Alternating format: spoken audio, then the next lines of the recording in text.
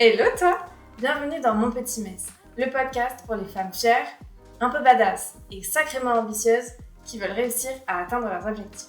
Je suis Margot Gestin et aujourd'hui dans ce podcast, sans chichi, je te parlerai design, je te parlerai business et je te parlerai un peu sciences du cerveau.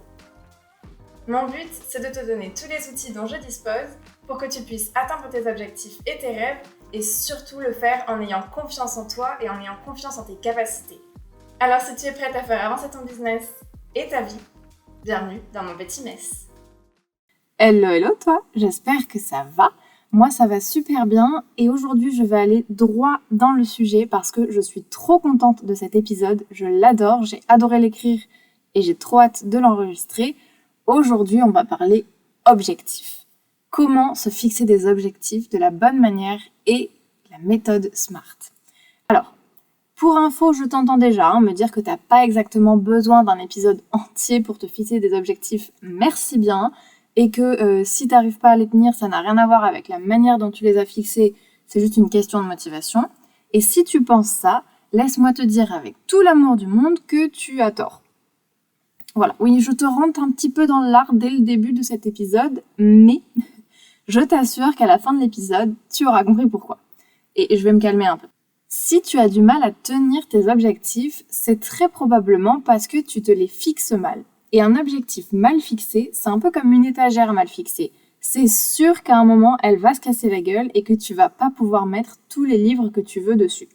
Ça va tenir un temps, ça va faire l'affaire un temps, mais si dès le début, tu l'as mal fixé, c'est sûr que dans la durée, tu vas finir par avoir un problème. Et un objectif, c'est pareil. Si dès le début, tu l'as mal fixé, tu auras du mal à le suivre, tu auras du mal à le tenir et tu auras du mal à le réaliser. Déjà, on va commencer avec la question « Pourquoi se fixer des objectifs ?» qui est en soi une très très bonne question. Moi, je vais pendant cet épisode te parler des objectifs avec un point de vue entrepreneurial, donc du point de vue de l'entreprise et ce que ça peut apporter à ton business. Mais tout ce que je vais te dire, c'est absolument valable pour tes objectifs personnels et pour ta vie personnelle. Juste, tu transposes, évidemment, mais tout est valable pour ton entreprise comme pour ta vie perso.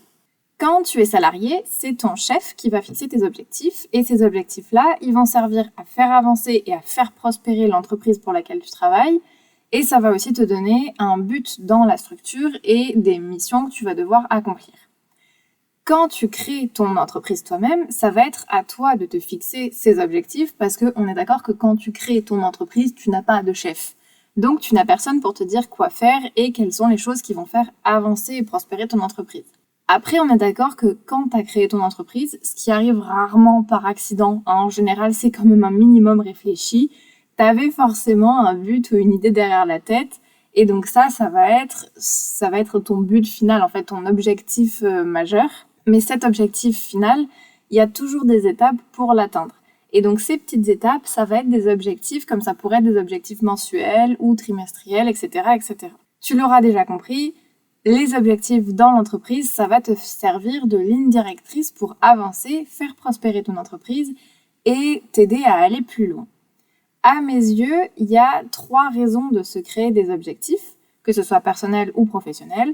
Ça va être soit pour se motiver, soit pour se challenger et se pousser à aller plus loin, soit pour se discipliner, entre guillemets. En fait, quand tu as ton objectif, tu vas vraiment savoir où tu veux aller et tu vas avoir une espèce de raison en plus de travailler.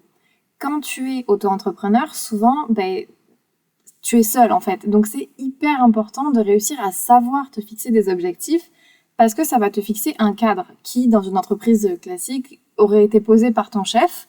Mais là, vu que tu n'as pas de chef et vu que tu es toute seule, c'est à toi de réussir à te fixer une ligne directrice pour ne pas te perdre et ne pas t'éparpiller.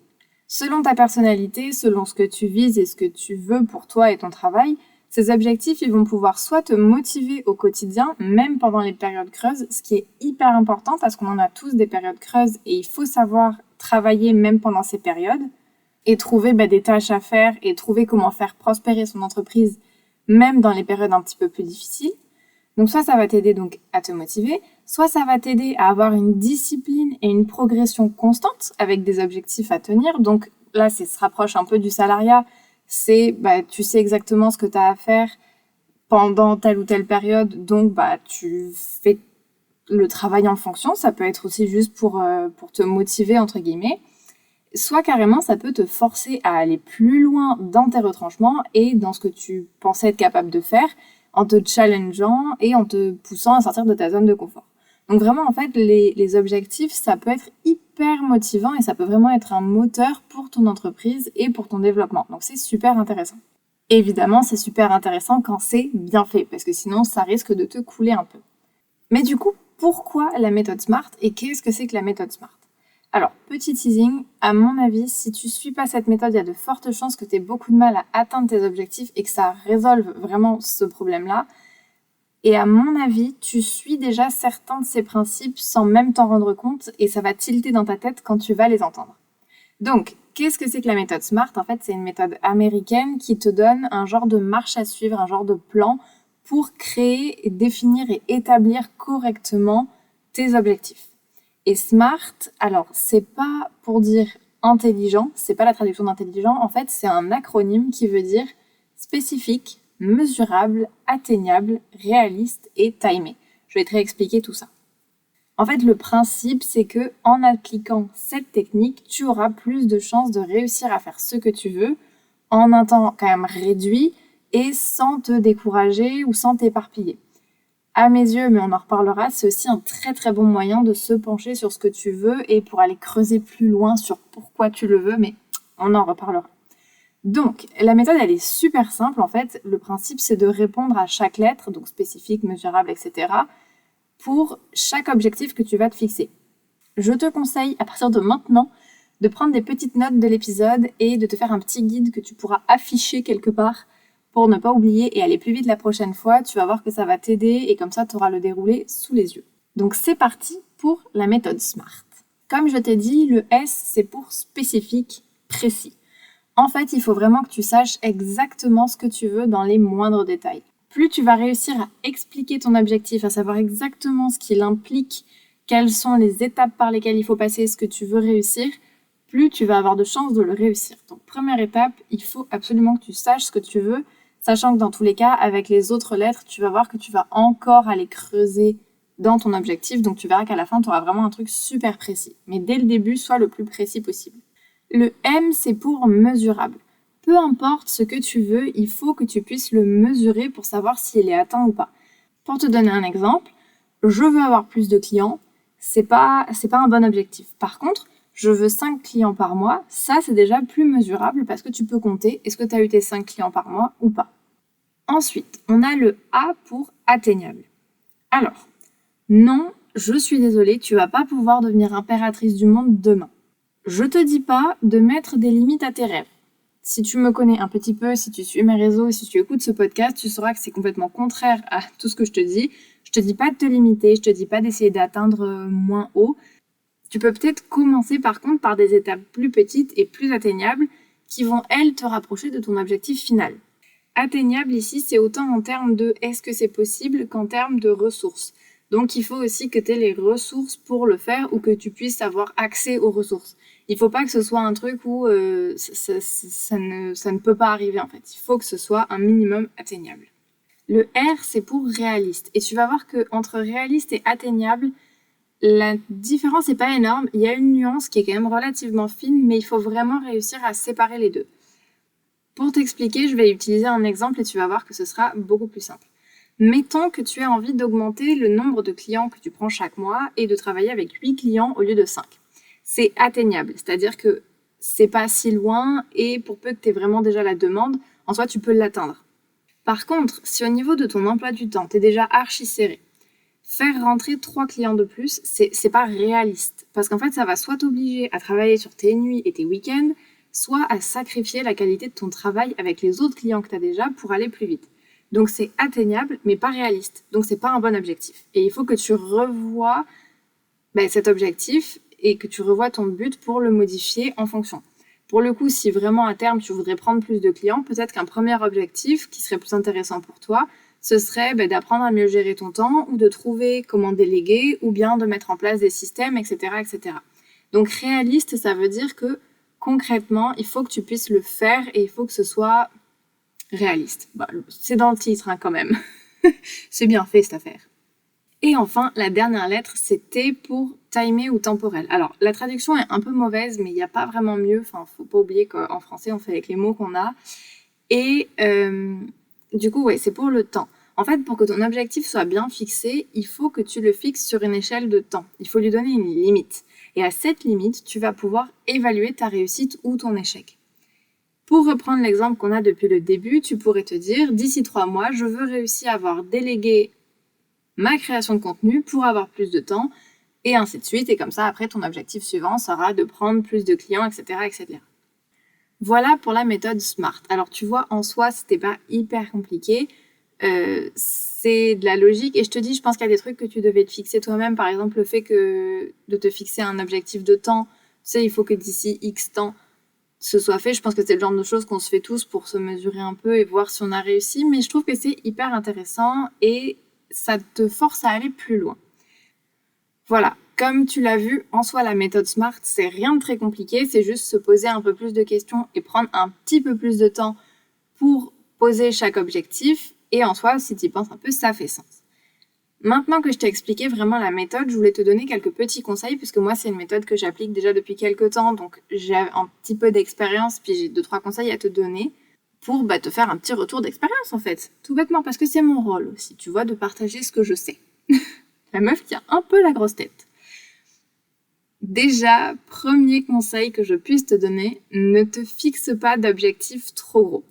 Quand tu te fixes tes objectifs, c'est bien sur la temporalité de fixer en 1 mois, 3 mois, 6 mois, 1 an. Et si tu as des gros projets de 6 mois à 1 an, je te conseille vraiment d'essayer de les séparer en plusieurs petites missions. Si tu as un très gros objectif qui va durer longtemps, donc 1 an par exemple, ça va être super dur à tenir, même si tu l'as super bien fait par rapport à la méthode SMART, juste parce qu'en fait, c'est tellement loin comme date de fin que tu vas risquer de le mettre constamment en arrière-plan. En fait, tu vas constamment te dire, ça va, j'ai le temps, je verrai plus tard. Et vu que c'est en général, les objectifs qui sont super longs dans le temps, c'est aussi des objectifs qui sont très gros, donc ça risque d'être plus compliqué. Et je te conseille vraiment de les séparer en plein de petites missions, entre guillemets. Ces missions, tu les fais elles aussi passer par le filtre SMART, donc ça redevient des petits objectifs. Et de cette manière, tu vas travailler vers ton gros but sans forcément t'en rendre compte et sans te noyer sous la quantité de choses à faire, et tu vas constamment progresser. Parce que ce qui est important, c'est pas forcément de réussir les gros trucs d'un coup, c'est d'aller constamment vers l'avant.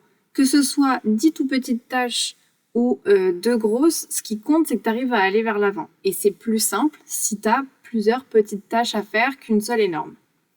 Il vaut mieux pas non plus avoir 15 objectifs que tu essaies de réaliser en même temps. Tu vas t'épuiser et tu sauras plus où donner de la tête. Ça risque de pas être le truc le plus malin à faire. Après, ça dépend bien sûr de ta capacité à travailler et de comment tu aimes travailler. Mais pour le commun des mortels, je voudrais te rappeler que tu n'as qu'un seul cerveau et que tu n'as que 24 heures dans ta journée. Et dans ces 24 heures, en théorie, tu as plus de la moitié qui est consacrée à dormir, manger, te reposer, promener ton chien, aller chercher tes enfants, parler avec ton mec ou ta meuf si tu as une meuf, et potentiellement vivre. Donc, ça laisse pas énormément de temps pour travailler. Et dans ce temps que tu as, qui est déjà pas énorme pour travailler, il faut réussir à gérer ton temps intelligemment. Donc, si tu essaies d'attaquer de front 15 000 trucs en même temps, tu vas pas y arriver. Donc, ce que je te conseille de faire, plutôt que d'avoir tes 15 objectifs et de les regarder et de pas savoir quoi faire, donne une note d'importance à tes objectifs. Quand tu fais ta liste d'objectifs, tu regardes selon le temps, parce que forcément, s'il y en a que tu peux faire en 1 semaine, tu les fais en 1 semaine et basta. Mais après, je te conseille de vraiment leur donner une note d'importance, c'est de dire, ok, en fait, celui-là, il est hyper important là de suite, puis en plus, il me débloquera celui-là, donc je le ferai après, et ainsi de suite. Essaie de noter et d'ordonner tes objectifs de manière à pouvoir libérer ton esprit. Vraiment, le but, en fait, des objectifs, c'est de libérer ton cerveau. C'est de savoir exactement où tu vas et comment tu y vas. Donc, plus tu arriveras à faciliter la tâche et avoir quelque chose de clair, plus ce sera utile et plus tu arriveras à progresser en fait. Pour bien suivre tes objectifs, je te conseille aussi de les noter sur une feuille, de noter les timelines sur une feuille et de l'avoir toujours sous les yeux. C'est super important d'avoir ces objectifs sous les yeux tout le temps parce qu'en fait, ça te les rappelle et ça te permet de les suivre. Tu sais, on en parlait avec les objectifs très longs qu'on a parfois un petit peu de mal à faire parce qu'on les oublie. Peu importe tes objectifs, c'est important de les avoir sous le nez, de les avoir constamment sous les yeux parce que comme ça, tu t'en rappelles et tu vas penser à les mettre en action. Ça paraît bête dit comme ça, mais la première fois que j'ai fait mes objectifs avec la méthode SMART, je les ai notés dans un cahier, j'ai fermé le cahier et puis j'ai continué à faire ma vie. Et en fait, quelques temps plus tard, en relisant le cahier, je me suis rendu compte que j'avais fait ça et j'avais complètement oublié les objectifs que j'avais notés. Pas parce que je voulais pas les faire, mais parce que certains, en fait, entre-temps, tu sais, vu que je les voyais pas tous les jours, je les ai pas mis en place alors que j'aurais très bien pu les tenir et les mettre en place. Mais ça m'est un peu sorti de la tête avec la vie et les choses. Donc je te conseille vraiment de les noter et de les avoir un peu sous les yeux tout le temps, sur un cahier que tu ouvres tout le temps à la même page ou sur ton téléphone pour vraiment les faire en fait.